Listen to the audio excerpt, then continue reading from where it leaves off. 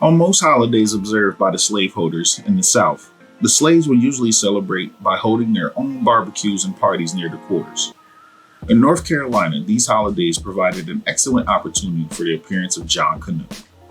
On the streets of Wilmington and several other North Carolina cities, John Canoe was a familiar sight on major holidays during the 19th century. He would always appear dressed in the most colorful costume, decorated with bits and pieces of materials from a wide range of sources. Grass, colorful pieces of cloth, and animal skin are just a few of such sources. The white mask that he wore was usually described as grotesque, often frightening to the children and many adults. He sometimes wore a headpiece shaped like a house or a boat. He would dance down the street with a jerking, gyrating motion and would sing songs that told stories and tales. He also would accept contributions from people after his performance. He was sometimes accompanied by an assistant who would collect contributions and would often be followed by a contingent of musicians and joyful followers as he led them in a Mardi Gras manner. This procession of merriment would last throughout the holiday and lead to a night of partying. It would be clearly understood that John Canoe was not the name of an individual, but the name of a costumed king that led the procession of a John Canoe festival. This festival was the way that some North Carolina blacks made their fun on holidays observed by whites.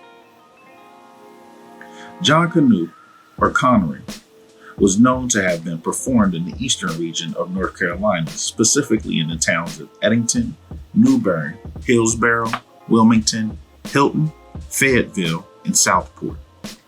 Connery is still performed today in the West Indies, particularly in Jamaica and Nassau. There is little dispute that Connery has its roots in Africa. Some believe John Canoe to be symbolic of John Conny, the king of Axum on the Gold Coast of Africa. He outwitted Dutch merchantmen and maintained control of Fort Brandenburg, later rechristened Connie's Castle, according to the Historical Dictionary of Ghana.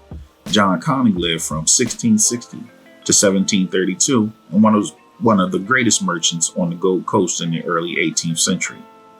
From 1711 to 1724, he was commander of the Prussian fort of Gross Fredericksburg, also called Fort Brandenburg, at Pocosos, or Princetown, located 27 miles southwest of Tarakadi. For more than a decade, John Conny facilitated trade between the Ashanti and Germans. He is most remembered and respected for holding off the Dutch from taking Fort Brandenburg for 6 years. He is sometimes called the last Prussian Negro Prince and also Brandenburg Kobossier. The known variations in the spelling of his name given to this practice include John Cooner, Connery, John Conner, Who's Who, John Cooner, John Canoe, John Canoe, John Connie, John Crow, Cuckoo, John Crayfish, Jokakunu, Jokaroo, and John Canoe. Around 1900, conjuring was stopped by North Carolina police. It had also become acceptable among some educated blacks who rendered it as degrading to the race. The presence of such king figures as John Canoe were a part of many festivals observed by African slaves. Conjuring is loosely associated with the Parade of Kings observed in Cuba and Election Day, or Parade of Governors, observed throughout New England. New England slaves gathered in large numbers on holidays for public recreation and amusement. On one of these holidays, they would hold an election to choose a governor who would serve as a respected authority figure over New England blacks. The election would be then followed by a major parade featuring their new governor. This parade began around 1750 and lasted about 100 years. Thousands of slaves participated in parades held in Massachusetts, Rhode Island, and Connecticut. After each parade, dinner and dancing would take place in a rented hall. The parade and the dance were based on African culture, and the election format was based on the structure used by whites to elect their politicians. According to the author Sterling Stuckey, blacks selected their best and ablest men as governors. Though the Negro governor had no legal power, he exercised, together with the lieutenant governor, justices of the peace, and sheriffs, he sometimes appointed considerable control over Negroes throughout the state of Connecticut.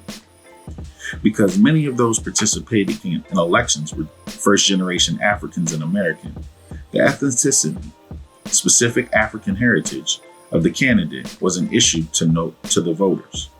At the end of the election, any ill feelings that may have developed would be forgotten, and the losing candidate would share the head table sitting at the right hand of the victor. It is interesting to note that the appearance of the king figures among slaves took place in states among the northeastern coastline of America. One reason could be that many of the Africans in these states are from the same region of Africa and share similar customs. Another factor might be the cooperation of slaveholders in allowing the slaves to participate in these practices, allowing more flexibility for Africans to fraternize than in the southern plantation owners did. In addition to North Carolina and New England, New York also had its king figures for blacks. He was known as the Pinkster King. A celebration was conducted as a large festival on Pinkster Hill in Albany, New York. It was also known as the Carnival of the African Race. The Pinkster Festival lasted for 7 days. This festival also included festive parades and all-night dances. The Pinkster King was a respected man who may have been African royalty before being taken from Africa. His name was Charles, and he was referred to as King Charlie. Charles was originally taken from Angola and was described as tall, thin, and athletic. He was highly respected as the King of New York blacks until the last Pinkster Festival in 1811. It also should be mentioned that in 1858, blacks in Boston began to observe March 5th as Crispus Attucks Day. It was on March 5th, 1770, that Attucks and 4 others were shot by British soldiers. This commemoration was started as a protest against the Dred Scott decision. The observance was held at Faneuil Hall, where Attucks' remains lay. On August 1st, 1834, slavery was abolished by the British Parliament in their island colonies. This instilled a sense of hope among some blacks in America, and they chose to observe August 1st as an independence celebration.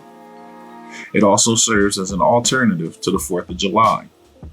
The August 1st celebration lasted until it was replaced with April 16th, the day that slavery was abolished in Washington, D.C. in 1862.